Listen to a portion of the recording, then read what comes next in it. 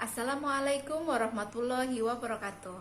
Saya Apoteker Wilu Dwi Septina, peserta Latsar CPNS 2022 Kabupaten Tanah Laut BPSDMD Provinsi Kalimantan Selatan, golongan 3, angkatan 1, kelompok 1, NDH 03.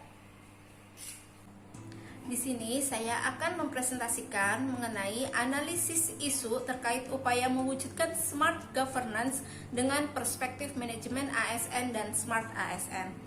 Satu isu yang saya pilih sesuai dengan tupoksi saya sebagai apoteker di Puskesmas Playhari. Inilah Permenpan RB nomor 13 tahun 2021 tentang jabatan fungsional apoteker. Disinilah diuraikan tugas jabatan fungsional apoteker yang dapat dinilai angka kreditnya. Unsur kegiatan tugas jabatan fungsional apoteker yang dapat dinilai angka kreditnya meliputi 1. Penyusunan rencana praktik kefarmasian, 2. Pengelolaan sediaan farmasi alat kesehatan dan PMHP, 3. Pelayanan farmasi klinik, 4. Sterilisasi sentral, 5. Penerapan kajian farmakoekonomi dan uji klinik, 6. Pelayanan farmasi khusus. Pada pasal 8 disebutkan ada beberapa uraian kegiatan tugas jabatan fungsional apoteker sesuai dengan jenjang jabatannya. Untuk apoteker ahli pertama ada 36 uraian kegiatan yang dapat dilakukan. Di sini saya hanya menitik beratkan pada poin ke-20 yaitu melakukan telaah resep. Pada Permenkes nomor 26 tahun 2020 perubahan atas Permenkes nomor 74 tahun 2016 tentang standar pelayanan kefarmasian di Puskesmas disebutkan bahwa standar pelayanan kefarmasian di Puskesmas meliputi 1. Pengelolaan sediaan farmasi dan BMHP, 2. Pelayanan farmasi klinik. Pelayanan farmasi klinik sebagaimana dimaksud adalah 1. Pengkajian resep, penyerahan obat, dan pemberian informasi obat, 2. Pelayanan informasi obat, 3. Konseling, 4.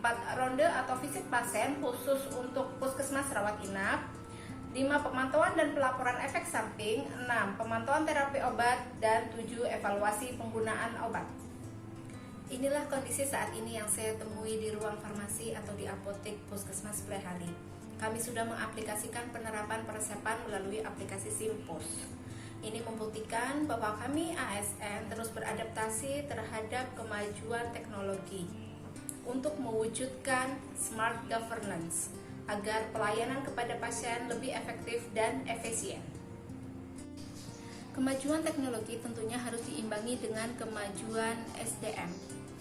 Penggunaan aplikasi Simpus dalam peresepan ternyata dokter hanya menulis resep obat dalam lembar rekam medik pasien. Untuk selanjutnya, rekam medik pasien diserahkan kepada petugas untuk diinput dalam aplikasi Simpus. Disinilah sering terjadi kesalahan penginputan atau kesalahan memasukkan nama obat, dosis obat, atau aturan pakai dalam aplikasi Simpus. Beberapa faktor penyebabnya adalah: pertama, kurang pahamnya petugas dalam membaca resep dokter mengenai obat.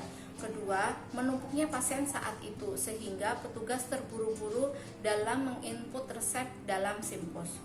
Akhirnya resep yang masuk dalam apotek atau dalam ruang farmasi itu adalah resep yang tidak rasional. Jika hal ini tidak segera ditangani atau dicarikan solusinya, tentunya akan mengakibatkan beberapa dampak. Yang pertama, tentunya tidak memenuhi standar akreditasi puskesmas. Yang kedua, pelayanan farmasi klinik tidak berjalan dengan optimal. Dan dampak yang ketiga adalah dampak yang paling berbahaya, yaitu terjadi kesalahan dalam pemberian obat kepada pasien. Disinilah peran apoteker dalam pelayanan farmasi klinik di Puskesmas Playhari. Saya menerapkan gagasan kreatif untuk membuat screening dan lembar telaah resep.